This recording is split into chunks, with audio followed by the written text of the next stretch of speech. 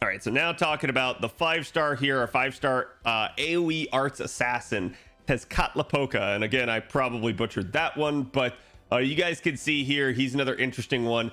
He's kind of got low attack power for a 5-star, and this is at least somewhat concerning from the standpoint of, yeah, if you look at him already, he already has low attack power. Then also assassin tends to have a malus for that, so he's not going to be looking that good in the way of attack. But remember, and I've told you guys this before, one stat does not a servant make. It certainly could be good to have higher of a stat, and I can talk about that, but just because the unit has low attack doesn't mean they're going to deal low MP damage or anything like that, and I'll point that out here in a second. But again, as you look at him here, he's got double buster, double arts as his deck. And again, I already said he is an arts assassin, so that is at least an interesting setup. But I think I probably would have preferred the 3rd arts card in his case. Still, I'm okay with it. Also, looking at the hit counts here, you guys can see they're nothing too bad here. Everything is average in the case of the arts card, but then everything else is above average, with the extra being 6 hits as well. Again, let me actually translate here. So we are working off of Google Translate, so there can be some issues, but I should be fine. I pretty much know how the Google Translate works at this point. So his first skill here is a charisma for the party for 3 turns of 20%. And then it also increases the attack power of all allies with guts for 3 turns. Now, if you remembered me just talking about Tlaloc there earlier, that's kind of an interesting one, since, holy crap, we actually get someone that now, instead of punishing guts, gives extra benefit for guts.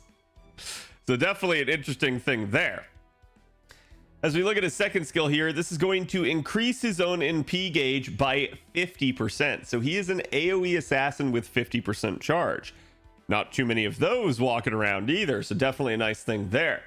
On top of that, he also increases the NP of all allies except himself up to 30%.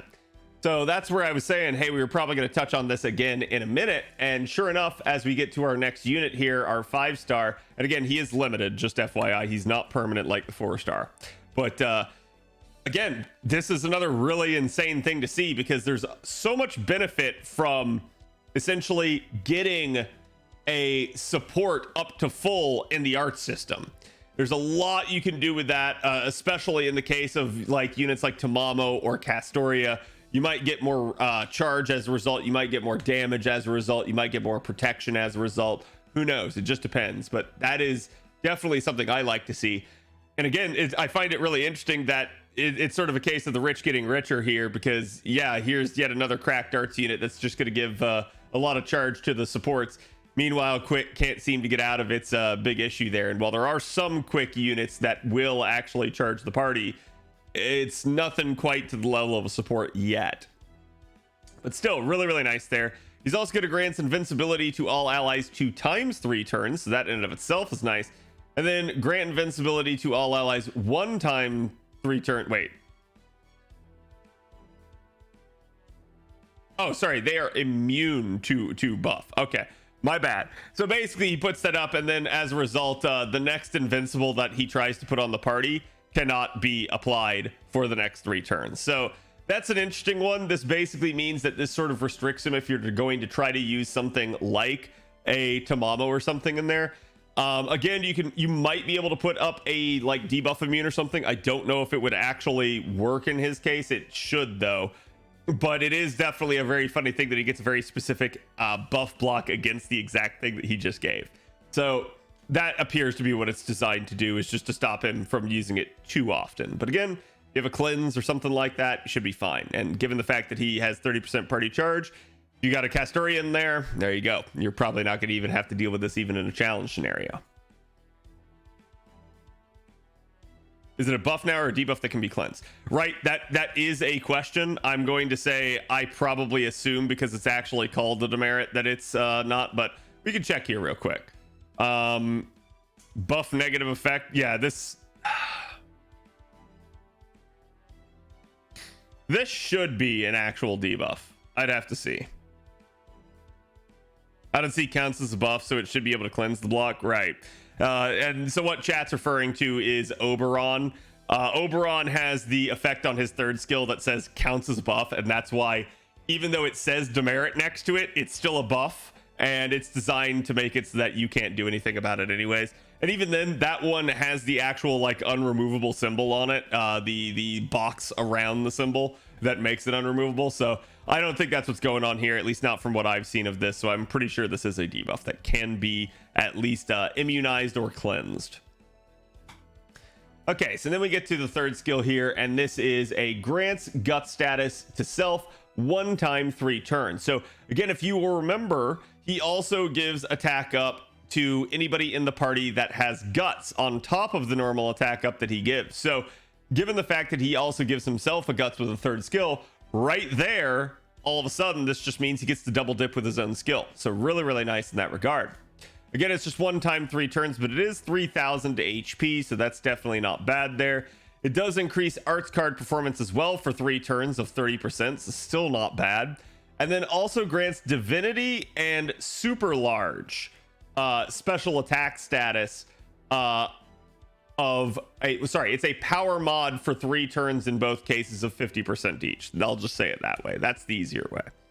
So really, really nice in that regard that he has that. He's got 2 niches that can overlap. I'm not going to say they necessarily will, but I will feel like a lot of supergiant enemies have a tendency to be divine. Not every single one does though.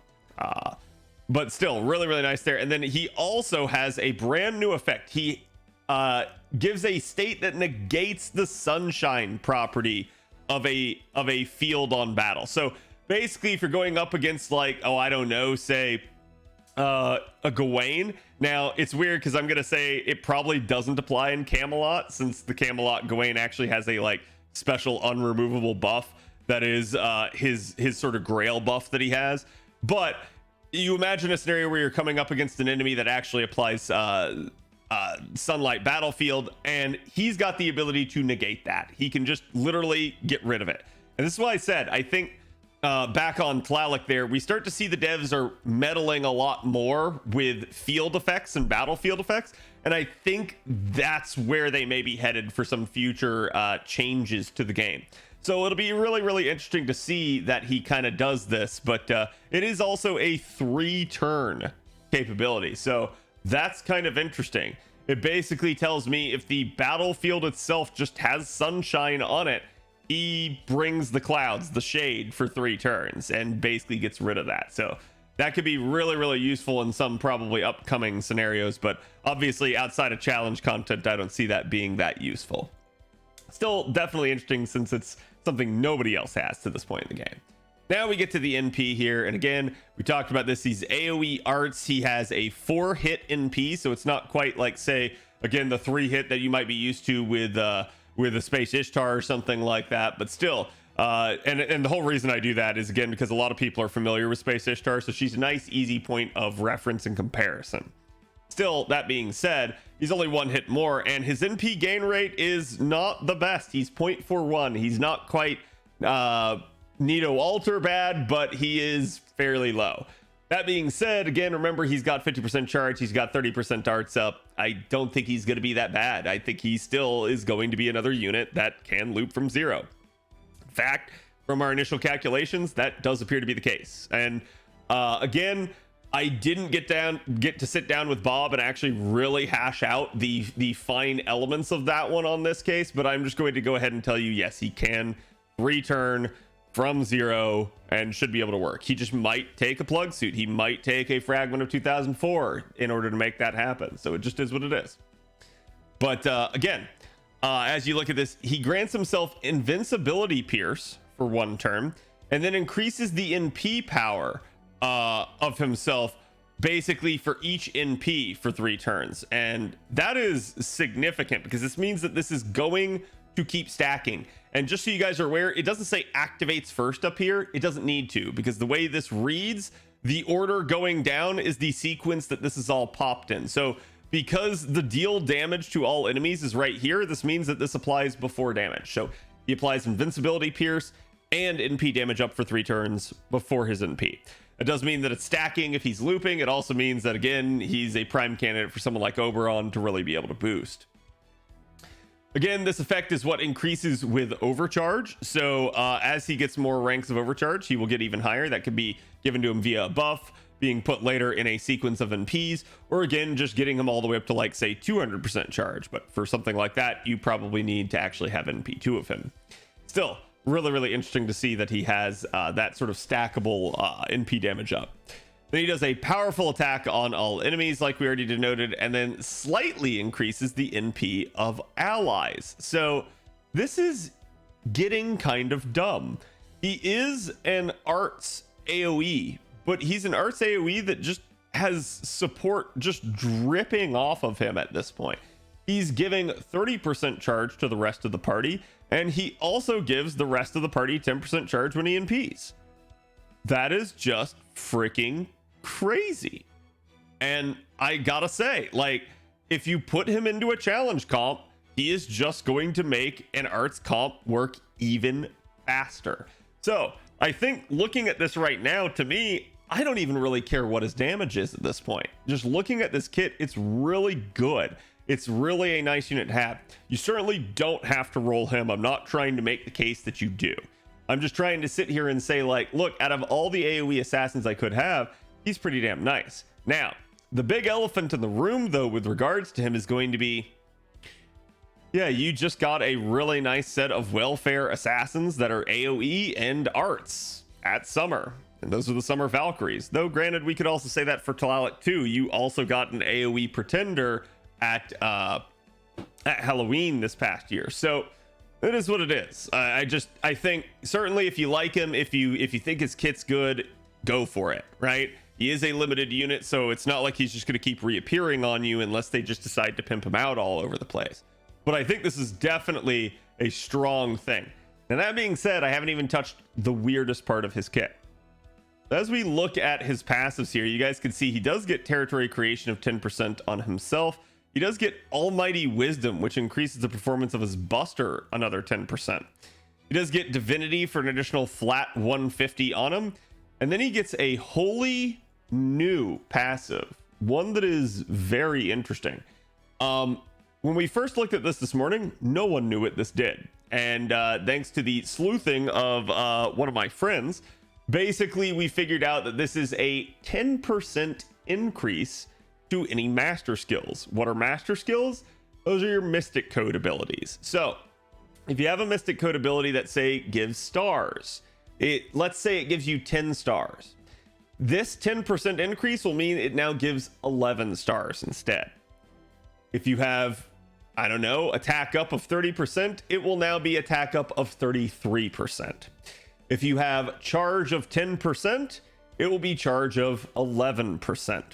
And that's probably the more interesting one to denote. You can maybe make an argument that because of something like this, you might not need to lure his skills. I am going to caution you and say that this really only seems to work when we can take advantage of this. And when can we take advantage of this? Only when the Mystic Code allows us to. So if you're not taking a Mystic Code with, like, say, charge, not lowering the charge skill, probably not going to work out for you. But still, definitely something that you can keep in mind. I do find it to be interesting. And again, I'm going to say that keep in mind, this states that it only works on some effects. As best we can tell, it's only something that could be percentagely increased. So I assume something like, yes, the stun and or order change, or like the ability to buff overcharge a rank. I don't think those will actually gain any benefit from this skill. But it is a new effect. We have never seen it before, and it is interesting. And I'm also going to point out the fact that, yeah, chat, I don't think it's the last time you're going to see it. That is the, again, magic circuit icon there. So the fact that they went ahead and used that, I think we're going to start to see stuff like this in the game. So this could be a very interesting thing as well to keep your eye on as we move forward. So definitely another interesting one. But remember, this is only when he's on the field and only when, again, a Mystic Code is being applied. So someone else could get the benefit of that, but he would have to be on the field with you. And I do find this to be at least a very interesting passive for Tez, but still, we'll just have to wait and see. So again, like I said, I think damage wise, he'll be fine. He does have two very nice niches that he can pop off in. And again, just due to his overall charge capability and the ability to support his allies. I think, you know, out of anyone, if his damage were to be considered not to be good, it really wouldn't matter, because you could just end up getting a Castrian naturally to their NP and having them fire off their NP before turn 3 or something like that. So I don't think it would be that big of a concern for him. I think he's certainly a serviceable and good unit, and he's definitely a very intriguing addition to the 7.2 roster here.